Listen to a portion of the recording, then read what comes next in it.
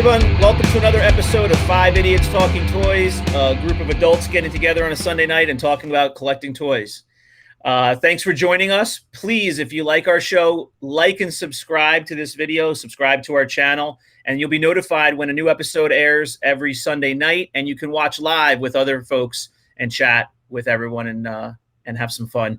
John, I'm going to throw it over to you. John Walden, what are we going to be talking about tonight? Tonight, thanks a lot, Shane, by the way. Tonight, I think we're going to talk about MOCs, or mint on cards. The popularity and the desirability of MOCs seems to ebb and flow. Sometimes people like to buy them, and then they like to collect them, and then they stop collecting them or whatever. I know I've had some experiences with that here the past couple of weeks trying to sell some of my MOCs. But we may even get into why that is, why the desirability is down, and maybe even talk about condition, hopefully. So, but I know that I think Chris got a new MOC this week, didn't you? Yeah, I picked up a MOC today. It actually came in the mail yesterday. It is a Zuckus. He's a 48 back. Nice. Revenge sticker. That's how you know it's always a 48 back, because of this revenge sticker. And it's a clear bubble, unpunched. Got it off of one of the Deal or No Deal groups. And I'm not really a big MOC collector. I usually stick with 31 backs and 41 backs. I try not to get too involved in them. Try not to spend too much money on them, to be honest with you. But that one was a nice one, and I had to add that one. Nice. Now, is that something that's going to go in your personal collection, or is it just going to have a temporary home at the Wildminster household, or what? Yeah, no, I'm going to send that one into CAS to get graded, and that will stay at home in my collection. I seem to be now collecting like Empire cards, like a lot of the debut cards. For whatever reason, that seems to be like my most favorite line is the Empires, especially the 31 and 41 backs. So when I saw that, I was like, yeah, I don't have this one. Let me add this one. Yeah, I think that the Empire cards are the nicest cards with I just love the Empire logo at the top. And in my opinion, that's when the best line of figures came out, was during the Empire Strikes Back. I mean, all the best play sets are from that era. All the best figures, in my opinion, are from that era. You just have that huge variety of the Empire stormtroopers. You had the TIE fighter, you had the TIE fighter pilot, you had the AT driver, you had the snow trooper. All that was just some of the best toys, in my opinion, of the whole Star Wars line was during Empire. Some of the best artwork as well is on those MOCs from Empire. Yeah, just in general, we kind of I think we all agree on this, that kind of when Kenner fully hit their stride, right? They got past the first movie, they saw what they had in their hands and what they could do with it, and then it just blew up from there because they realized how much they can merchandise everything, because it just sold like wildfire. Yeah, they're definitely a bunch of my favorite figures. Like most of my favorite characters were released in the Empire line. All the bounty hunters except Boba were released. So it's always a fan favorite of people to collect. Me personally, I usually don't invest too much money into MOCs. I don't spend too much on them. Because I'm not really a big MOC collector. I'm more into loose graded stuff. But is that just your preference, or do you have a feeling about mint on cards or any past experiences that led you there, or is it just you like to usually stay in your lane with what you like? No, I in the past I had a huge MOC collection, and for whatever reason, like one day I went to go look at a couple of them, and the bubbles were cracked on a couple of them, and they were never touched. I never moved them in like years. And it's just like, I guess after 40 years, these things are just so brittle. And for whatever reason, sitting on my shelf inside the acrylic, it ended up cracking. So it's like, I don't want to spend thousands of dollars on a MOC. I'm sorry. That kind of goes back to what we were talking about with John Rula, is, a lot of times, you can even try to archive these in those acrylic cases, and then they go bad. Yeah, and you have that much more of a chance of something going wrong when it's still on a card, on a piece of paper, basically, with a thin, brittle 40-year-old bubble on it. If you have the figure loose, I mean, the figure itself, the structure of the figure is going to be pretty durable. The color might degrade, you might have some issues like that. But once it's encased and it's been graded and archived, Chris is right. You probably have a much better chance of that figure having a longer life than still being in that bubble. I mean, the figure will be okay, right? But the packaging can go bad, and then where are you with that?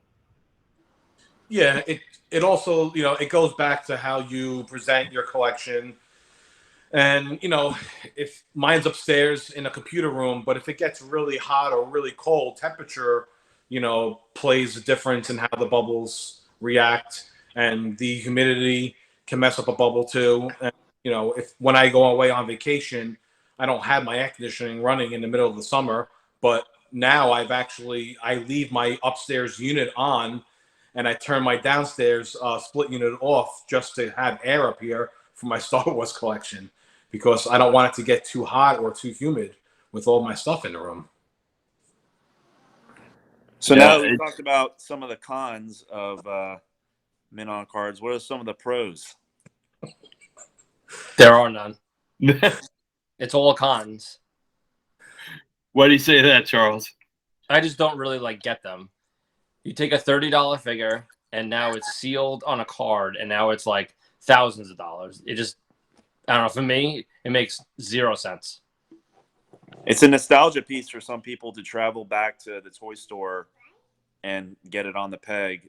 And that's the allure of some of it, I'm sure, is to have the actual mint on card in your hand like you got it from the store. Yeah. But when you're spending that much money on it, you're risking so much having it. So I started with the Power of the Force, and I figured, hey, let me get all of them. I think I had 12 out of the last 17 or whatever I had. I went in there where I store them all. I don't even move them at all. I think I had 3 of them cracked. That's by sitting Probably because you didn't have a flashlight when you first bought them. There were no cracks on it when I bought it. It just happened over time, just sitting there. Well, I just don't get it. I don't know. We all know that those Power of the Force cards are the toughest to collect. They may be some of the coolest figures, but owning and collecting those cards are always the toughest. I think they're the most riskiest. And I hate them. I hate them. They're the ones that bubble. The yellow bubble on those is terrible, and they're the ones that get yellow the most. Yeah. Those get yellowed the most. The tri-logo bubbles are just very flimsy and very brittle also. They don't yellow, but that's why I kind of stick with some of the other cards, the Star Wars and the Empire line. Brandon said it before. It's really about the artwork. I didn't buy this figure for Zuckus to have him. I kind of bought it for the cardboard backing, because I kind of remember this in the store kind of hanging on a peg. And it's just this is what brings me back to my childhood. Yeah. Even though exactly, I remember. I think that's why a lot of people collect the MOCs, because of the artwork and because of it brings them back to when they were children. And Christopher, you mentioned also the tri-logos. There's a couple of variations with the tri-logos with the MOCs. I know the AT-AT Commander tri-logo MOC actually has the full Hoth battle scene on it, vice the Empire Strikes Back normal Kenner release MOC. So there are some differences on MOCs. Oh yeah, with the tri-logo cards, they changed up a couple of the the backings of the cards and the pictures on the cards. Some of them are different than previous lines that they had released. So what's the pros? Have we actually figured out a pro or? Yeah, the artwork, the nostalgia of being back in the store, the fact that you have a figure that is basically uncirculated underneath the plastic, figures that haven't been touched, and I think collecting all the card backs or most of them or your favorite characters and just having that artwork there. To me, that's what looks nice, is having that card back with the figure. Yeah. Yeah, I personally think mint on cards are super cool looking. I mean, for the number of the reasons that Brandon mentioned, for the nostalgia of a figure brand new in the card. There is something about getting a figure that's open and loose, even if it's uncracked and mint. You feel like you're getting something that's secondhand, right? Like you're not the only person that has owned that figure.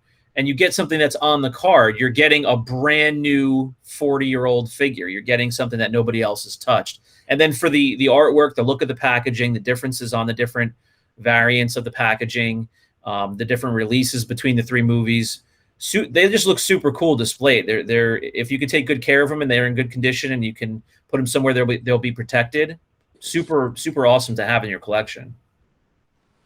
Yeah, and I think there are a few characters on the Kenner line, as opposed to like the Palatoy or the Tri-Logo. I think Leia, the Bespin Leia, has a couple of variants, a couple of picture variants. And I think the Bespin Luke also has a couple of picture variants. And I know even Farm Boy does. I think on the Return of the Jedi card, isn't he like in the gunner chair? Yeah. Every main figure has one. Han Solo has a couple different ones. Darth Vader has a couple different. Obi-Wan Kenobi has a couple different cards. Like you said, Bespin Leia, Chewie, Luke with the gunner when he's sitting in the gunner seat, and Chewbacca. So for everybody who's watching the show tonight, I'm going to throw a question over. I'll throw a question over to Christopher. Tell us a little bit about the different mint on cards that you can get from different places. And maybe Brandon can chime in too with Tri-Logos, Palatoy. I hear some of these terms. Where are those from? What are the differences? I know the answer. They're not released from Kenner, but what could you tell me, Christopher? I'll pass this one on to Brandon. Okay. No, he's putting you on the spot. Honestly, there's I just know of a few. You got the Palatoy. You have the different ones from Mexico. Those different card backs, the Lily Letty card backs with the Regresso and the Returno.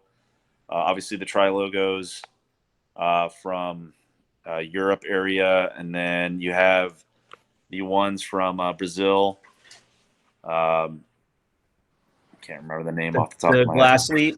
Yeah, the glass lead or glass light, however you want to say it. Those are also some different ones you can find. But there's tons out there, all different stuff that you can find as far as mint on card. And the story, correct me if I'm wrong, the story about the Tri-Logos, from some research that I did when I had a couple in my possession, was they were, like you said, European releases between the 4 different factories that were in Europe, Spain, and Belgium, and England, and Italy, right? Meccano. But they were a card back that was used throughout those different factories in Europe. And the reason why there are so many available here is because towards the end, whatever didn't sell, they sent them back to the United States, and they ended up in the clearance bin at places like KB Toys, from what I know. And I have a couple, I think myself, that are handwritten on there, 2 for $1. They just went on the clearance rack when people were, not buying them much anymore in 85 and 86. Yeah, that's actually exactly what happened. They were like, a European release. A lot of it was old stock. A lot of it was just thrown on at the last minute. Some of them don't even come with weapons. Some of them come with wrong weapons. You'll find a lot of miscards with them, wrong figures on different card back. And there's a lot of mistakes with them. But it's also, a lot of people's favorite line to collect. And they were brought back over to the States, I guess, towards the very tail end. And those are the ones that you always found that were 2 for $1 or 99 cents a piece at Woolworths. Those the 5 and dime store, KB Toy store, stuff like that. Yeah, and what's another interesting thing is as plentiful as those tri logos were as clearance items when they were whatever buybacks or whatnot back here in the States. Now they're some of the more desirable ones, and of course, if you find one with cardback errors or figure errors or accessory errors, those are even more desirable. Another kind of mint on card is something that is super desirable are the 2-packs. And those were those exclusive to a store, Sears or KB? Yeah, those were put together by KB. They were just like overstock figures or cards that they had, and it was like a KB exclusive, from what I understand. No other store released them, so I think KB actually did that. They did it with some baggies too. So if you guys remember that 10-pack of Prune Face I bought in the bag, they were just throwing stuff together towards the end, like all this overstock, to just get rid of it. Yeah, and those card backs are super, super plain. I mean, they're cool looking. They have a cool two-tone color scheme, but the back of the card is blank. It's just cardboard. It was just super, super low budget, generic. The names are not printed on the front of the card. It was just the same generic card back used for the 2-packs. And there's there's hundreds of combinations, right? Because they just threw any 2 random figures in there. And there are some people that we know that collect them. And it is pretty cool to see a wall of them, just, mix matched combos. But those are really, really expensive, right? I mean, you see those going for, they're never usually even under $400 these days a piece, and then up, depending on the condition. The funny thing about those is that no one actually knows how many were made, released. No one knows the combos of the figures, what figures were released. There's really nothing set in stone to what was done. It was just slapped on by KB and kind of thrown out there. So there's not an actual document or record of what's out there. Yeah, and I know there's one guy who hunts those and collects those, and so I'm sure he has a fun time every time he discovers a new pair that he doesn't have, because he may not have known that even was in existence before. But man, what an expensive focus to have, right? I mean, you get a dozen of those, that's big bucks. Yeah, and the 3-packs, the official 3-packs, those are outrageous. I mean, I saw someone selling one the other day for what, $18K? You talking about the baggy 3-packs in the box? No, the box 3-packs. Yeah, the box. Yeah, but they're baggies inside. Is that right? No, they're blistered onto the card on like a. Oh, you're talking about with the black with the yellow writing. Yeah, he's talking about like the villains pack. And pack and the droids pack, and it's like every single one that you find are like $8,000 and up. A lot of them go for like $15,000, and I'm not sure how many there are. I want to say 12 of them, I think. What is the story behind those? Where were those sold? What time period? When in the run did they create those? Like, what's the story there? I don't know, but I for some reason I'm thinking those were Sears exclusives. I may be wrong, and hopefully somebody will correct us in the comments. But I think those were like the Sears exclusives, because Sears hadn't, they had the exclusive Cantina, they had the Imperial Troop Transport. They had a lot of different things that were Sears exclusive, packaged differently and stuff like that. I remember running into those 3-packs a few years ago when I was in Japan. Somebody had a bunch for sale, and they wanted like $3,000 for them back then, and that was back 5 or 6 years ago. Mm. Yeah, it's hard to remember back now. With Sears, Sears is out of business now. They went bankrupt a couple of years ago, but you remember back into the late 70s and very beginning of the 80s. I mean, Sears was a major powerhouse. I mean, they sold anything and everything, and aside from Toys R Us and specific toy stores, Sears was a huge place to have those exclusives at, right? I mean, it was a huge opportunity to sell those toys to families and people who were shopping for anything and everything. Yeah, and I remember going to the Sears outlet store. We had a Sears outlet store close to the mall when I was a kid, and we'd go in there all the time. They had, bins full of mailers, just the white mailers. They were just bins full of them.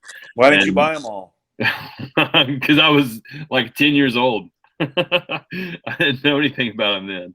It was that long ago? Yeah, yeah. So what I was thinking you guys were talking about a few minutes ago were the boxed baggy figures. Now those were Sears, or maybe I don't know who, if it was just Sears, but those were mailers as well, or were those catalog items? Are you talking about the Poppy figures that were released in Japan? No, they're the boxed figures. It has the circle on the front of the box with a picture of the, some figures on it, and it was like a 3-pack or 4-pack or 7 or 8-pack of baggy I think it was like figures. a 4. Those were like a 4 or an 8-pack, I think. Yeah. Yeah, I've seen 3. I think I've seen 3-packs as well, but no, you're talking about like the Sears exclusives that John was just talking about, or the Montgomery Ward exclusives. A lot of department stores had these. It was like a box, but they were baggies inside the box. Right. Yeah, they were a white box with like a circle of graphic on the front, and then on the back they had printed the names of the figures that were in there. Yep. And they were often like there was often a theme to them: bounty hunters or villains or Jabba's goons or whatever. Yeah, those were all store exclusive ones. Brandon actually has a couple right now at his house. That he can show you. What the box 8-packs. ones? Yeah. Talking about the box ones? Yeah, the 8-packs. Yeah. I have a couple of those. Yeah, those are highly sought after too. Yeah, and there's, for people that have a Focus figure, there's, a variety of those packs as well, where you might find your Focus figure in 2 or 3 or 4 different mixes of those. So if you're somebody that really goes after those are really pricey as well. And those are sought after because you might have somebody that wants it for different reasons, right? For different figures that are in it, or just because that's their focus to collect those boxes. But those are up there as well. So I know there's other people out there that collect different kinds of MOCs in different conditions. I know that people like to collect them either perfect or near perfect or with some other issues to them. And I know there's some people out there that like to collect them as trashed as possible. I think it tells a story of how the figure, went through life with as many refund codes as possible. So that's also a thing out there. Yeah. If we go back real quick to the Tri logo, I was going to show people that are watching like on the Tri logo cards, you'll notice that the bubble is squared off where it's attached to the card. The bubble is really squared off there. And this bubble is like super, super thin. You can see how pliable, and it's almost paper thin. It's a really nice bubble. Yeah, it is. The problem is you can't really tell, but there's some scratches on it. There's some brown from his helmet, and then down here there's some brown from his boots where it got kicked around a little bit. Yeah. I find that interesting that they let the figure float around in there, and they don't always have the right accessory, but they let him just float around in the bubble like that. So yeah, and I think it's shaking around. Yeah, this bubble I think is a one-size-fits-all bubble. So they see. Look, there's the Boskin. Look at all the head space. Here's the head room. So that's supposed to get Chewbacca in there, I guess, and Vader, and the taller figures. Yeah, but yeah, Chris, say something when you show us that. So this is a Bosk Tri logo.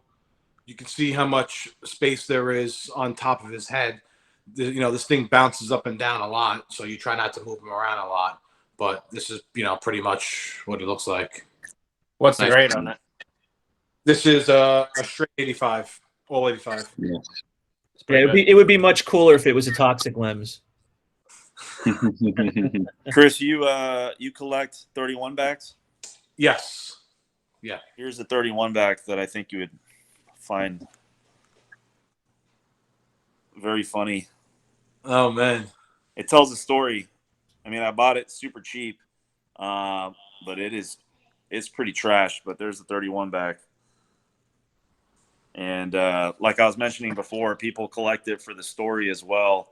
I don't know what the story is on this one, but I know that it was not treated well, but yet it is still sealed to the cardboard, and there's no cracks in the plastic. Wow. You know, the plastic is completely crushed on it. I mean, look at this figure.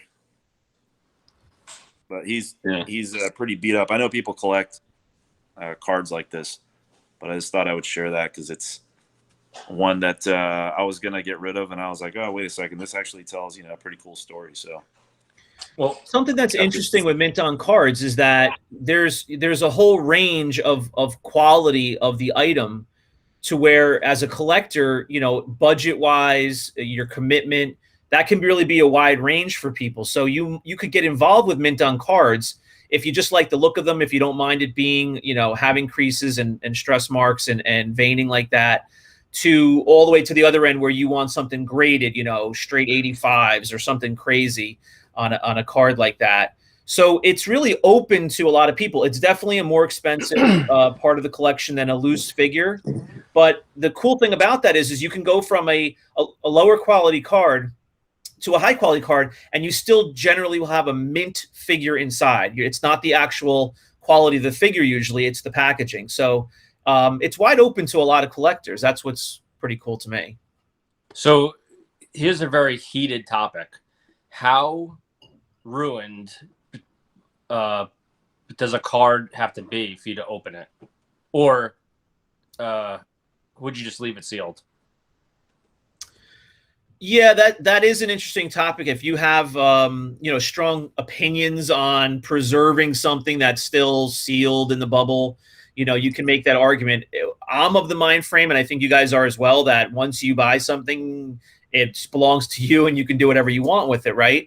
But if the bubble's cracked and the guy's leg is hanging out or the head is shooting out, you kind of know at that point that the collectible as a mint on card no longer holds the value of a MOC. It's basically a mint figure and a card back. That's kind of what you're dealing with there. So if you would like a mint figure on your shelf, or you want a figure that you're going to grade and you want a figure that no one's ever touched, I mean, that's something you could target for your purchases as well, is a card that's just trashed and the bubble is cracked and trashed. I don't know if many people are going to argue with you about opening that when the figure is basically hanging out. Oh, I think there's going to be a lot of people arguing with you. Really? When I've gotten cards in with bubbles and stuff, I'll never cut a figure off a bubble. I won't ever break one open. I just leave it as is. I'll sell it. I'll get rid of it. It's too much of a hot topic. People find out that you're ripping figures off cards and stuff, and they get really beat up about it. Even though I kind of feel like, as you, it's your money. You buy it. You can kind of do as is, but I just leave it as is also. What do you think? Oh, go ahead. John, I was just going to say real quick, I was at a toy show in the beginning of the summer, and I have an Imperial Dignitary here, and it's in pretty nice shape, actually. It's unpunched. It's got a little bit of a yellowing bubble, which you can see, right? I mean, it's moderately yellow. It's got the coin fully encased. The card is just really in nice shape. I need this figure loose for my loose run. I do not actually own one yet. And I can't bring myself to ever open this. I mean, it's in too nice of shape. I have kept my eye out for one where the bubble is just trashed and the figure's falling out as an alternative to buying the figure loose. But it's funny. I own this figure as a mint on card and not as a loose figure, and I need it. Yeah, it's a very hot topic. Most people would just leave that sealed, or leave one that's highly damaged sealed. Me, I mostly stay away from MOCs anyway. So it was a scenario where I literally paid probably about $20 or $25 more for that than a mint figure would be. So I couldn't pass it up because Shane, it was a good. Shane, open it. Nobody cares about an Imperial Dignitary. It's a cool thing to have on the shelf, but I will not open it. It's an Imperial Dignitary. Nobody cares. There's got to be someone actually wants that figure. There has to be. Yeah, sell it and get a loose. Yeah, no, I will. I mean, it might stay in my collection for a period of time and then leave my collection if I have the right opportunity. But I'm not gonna open that. I do have a figure where the head is popped out though, and I haven't opened it yet, but that's in my mind. That's the figure that's going to fill the hole in for my loose run for that figure. The bubble is just trashed, and he's just Shane, hanging there. If you pull that figure Is that a out, turtle head figure? Yeah. if you pull that figure out, you'll have hundreds of people right outside of your house ready to break in. I'll have a SWAT team like a Christmas Vacation. They're gonna just swing through the windows. Star Wars PD. It's gonna knock on your door. What do you think the heat is over that? Why are people so adamant about not opening a blister or a bubble, even if it's trashed? So they want to keep it as it is, but 40 years ago when they came out, everyone opened it. So I don't really find the big deal. You open it now, you open it then. It's the same thing, isn't it? Well, I think it's more about preserving them right now because there's not many apparently that are left, even though I think we all know that there are tons of stuff out there. But, so there's a large crowd of people that get really, butthurt about it. So as a collector, if I had MOCs, which I have a few, I would want everyone to open theirs so there's none left, and mine are just worth so much money because it's still sealed, right? Or no? Yeah, but There's definitely crack open. There's definitely this sentiment that there's a finite number of these still sealed in whatever shape that is. And there's a seemingly infinite number of loose figures. I mean, we know it's not infinite, but there's so many millions of figures loose that I think the sentiment is, if you want a loose figure of whatever quality, there's plenty of options out there, but there's a finite number of these things sealed, and they're never going to make more of them. So keep what's sealed and get yourself one that's already loose. There's a million of them out there. I would just make the argument that if you have a trashed card that's just awful and falling apart and the bubble's totally broken, I'm not going to argue with somebody over that. But I do think I agree with keeping everything sealed that's in nice shape, that's still intact. Yeah, I agree with that like I too. said, But do I go ahead, Charles? No. I was gonna say, like I said, I stay away from MOCs in general anyway. So I don't even have them. I only have a couple of them. Yeah, just stay away from them and leave them for the people that are true collectors. Okay. He wouldn't display them anyway. They want a closet. Yeah, keep the MOCs out of your closet. That's where the brooms and the mops go. Unless you want a mint figure, then buy one and rip it up. Hashtag John Walden said that. That's not necessarily true. Everyone just focusing on who just said that, right? There's plenty of figures out there that are not mint coming out of the card. That's true too. We talked about that last week, right? They're uncirculated, but they still have issues because they were all touched by human hands at some point and thrown in a bin, and then touched with human hands again and put on a card and sealed. How do you know that? Because there's videos of them coming off the line and being thrown into a big bin. Where are the videos? I want to see these. YouTube. Oh, really? Yeah, you go on YouTube and you can see like huge bins of figures that they have to put together and stuff, and then they're just taking them out of the bin and putting them into the bubble, into the card. The figure didn't go straight into the card. It literally went into a bin of Darth Vader's, and then it got dispersed out. Yeah. And I heard recently that that's where COVID-19 came from. Somebody opened a MOC and it was just living inside the bubble from the factory for 40 years. It was not a monkey or a bat. It was Star Wars. Which figure was it? Was it Lobot? No, it was a prune face, and you could tell from his face he had just been eaten alive from the virus. And what's his name? Orkimoto? He brought it here. He brought it to the States. Well, apparently the reason why Charles doesn't collect mint on card is because if you want any bubbles to break, then you can just stick them in his closet and they come out broken, apparently. He needs to leave his air conditioner on when he goes on vacation like you do. No, I have a central air for the whole house. It's always on. Oh, he's so fancy. Nah. Well, I have central air also, but you know, when I'm on vacation, I'm not running it at 72 degrees while I'm away, but now I do. Now I literally leave the upstairs unit on at 74, 72, like while I'm away for a week, just for my Star Wars stuff. I have a fish tank, so what? I have to keep it on.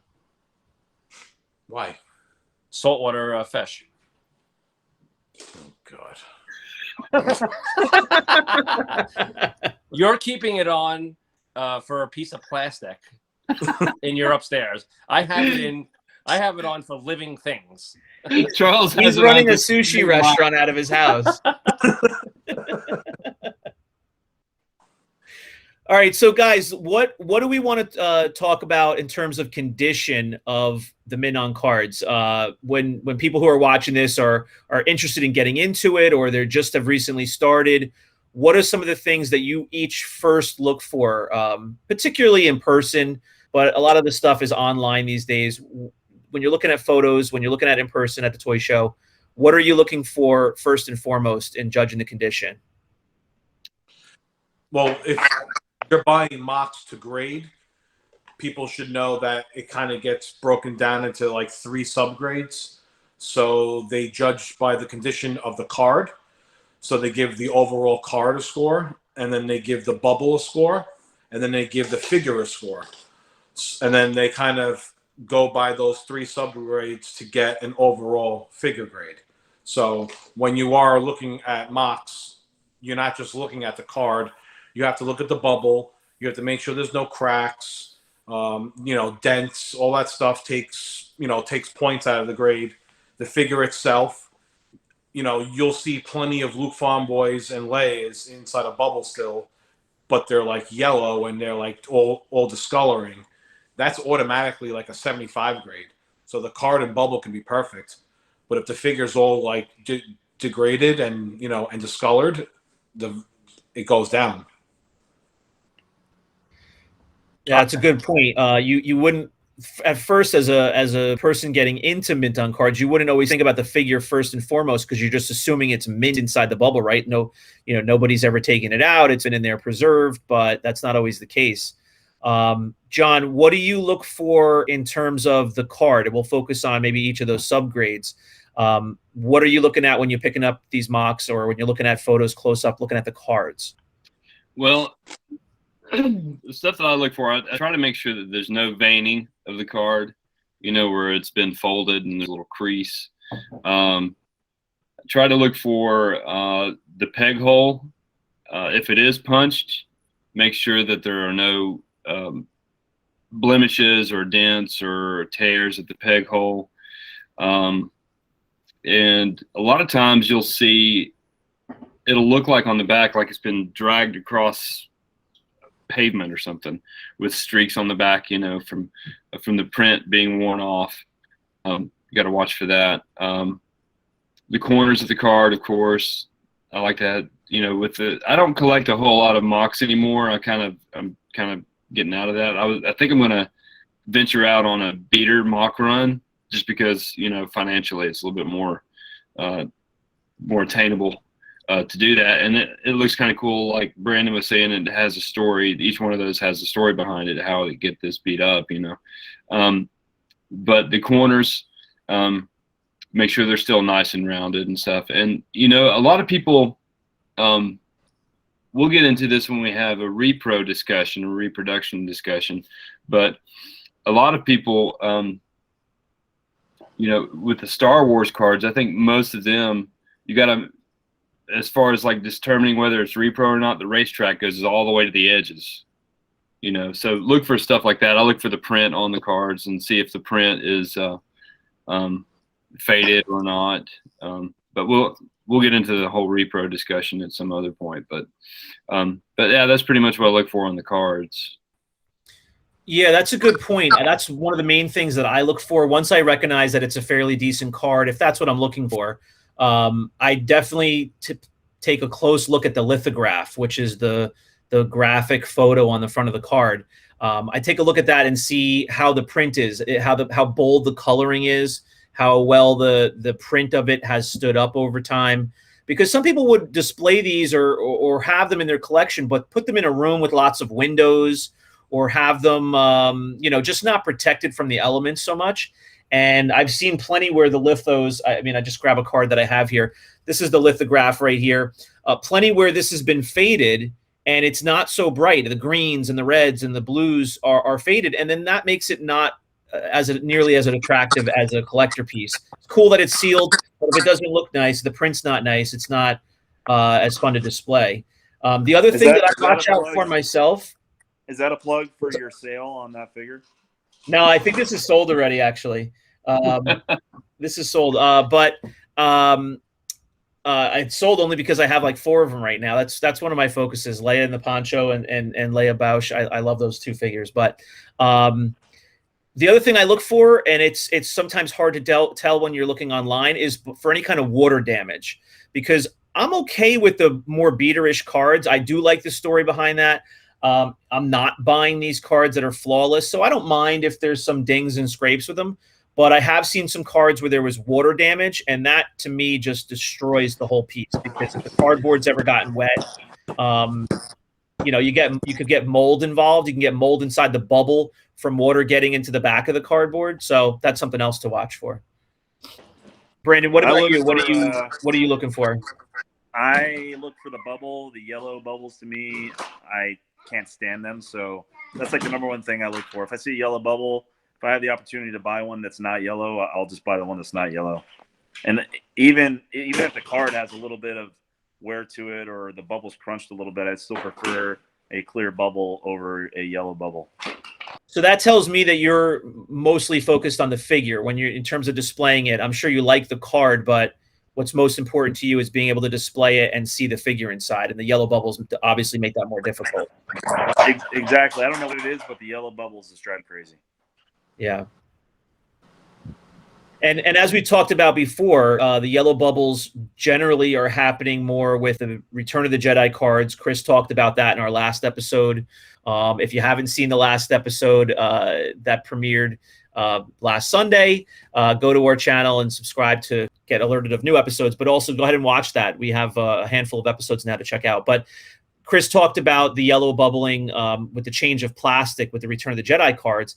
And then that also carried over into Power of the Force. Did it carry over into the figure lines after that, the droids and the Ewok lines, Chris? It's not as bad. I think you still see a lot of yellow bubbles for them, but you also see a lot of clear ones too. So I think they must have changed it somewhere, maybe around that time again. It's actually starting to happen to some of the Power of the Force 2 figures. Some of their bubbles are starting to turn yellow as well. And it's just because really? The figures in the 90s? Yeah, I've seen a couple that have been turning yellow, and I was actually kind of surprised to see that. I think a lot of that has to go by how the person stored it and what kind of like environment it was in at their house. I know a lot of people from like overseas or just in hot areas, they store their stuff up in their attic where it's like 90 degrees. So if it's sitting in a box in a 90 degree attic, something is going to happen to these cards. Like heat matters. Yeah, heat definitely matters. Thanks, Charles. Well, I'm just saying because I bought someone's loose figures recently, and he had to cancel it. All of them like melted. He must have had them, somewhere. I don't know where he had them, but all of them melted. I saw the photos of them. It was like ridiculous. So he was attempting to sell them thinking he had the collection that he thought he had. And then when he started actually piecing them out, pulling them out, he found the condition was not what he remembered. No, he actually snapped all the photos. He sold them. I sent him the money. He then was going to ship them out, and they were all like melted on each other. It was so hot. It was like a heat wave or whatever. So he had to like reimburse me all my money. Did he have them on the dash of his car or something? I have no clue where he had them. From what I heard, it was a YouTube video made about this, and the guy was he was baking cookies, and by accident he put a tray of figures in the oven and not the actual cookies, and they all melted together. So, Can you send us a link on that? Yeah, where is this video? I want to see that. we're gonna attach the link at the bottom. So at the end, Yeah, well, All right. Anything else we want to say about mint on cards, MOCs? I always look for the bubble. They're like secretly is always like a hairline crack somewhere. And after 40 years of these things, they were never made, to last 40 years. What's going to happen 40 more years from now? Not going to be, many around. I think, at least. All right, so that'll do it for another episode of 5 Idiots Talking Toys. It was fun chatting with you guys about mint on cards, having that be part of our collections to some degree. Definitely, it's a polarizing topic. Some people are for collecting certain, areas of Star Wars, and some like to focus in other areas. But I think it was real informative seeing what we should look for when we're shopping for them, what we should consider in terms of the variations and the different lines that came out. So thanks very much for joining us tonight. Please subscribe to the channel. Please feel free to go and watch some of our other videos. We have 5 or 6 other episodes to check out. John, I'm going to throw it over to you to close us out, but thanks for another fun night. yeah, thanks, Shane. And thanks, everyone, for watching again this week. Be sure to like and subscribe. And we've got some big plans for 5 Idiots Talking Toys coming up. We're planning to have a collector spotlight. So any collectors out there who are watching this, be sure to comment below, and we'll get you on as a guest. And we also have some industry guests that we have planned coming up pretty soon. So big things coming for 5 Idiots Talking Toys. And thanks again for watching, and we'll see you next week.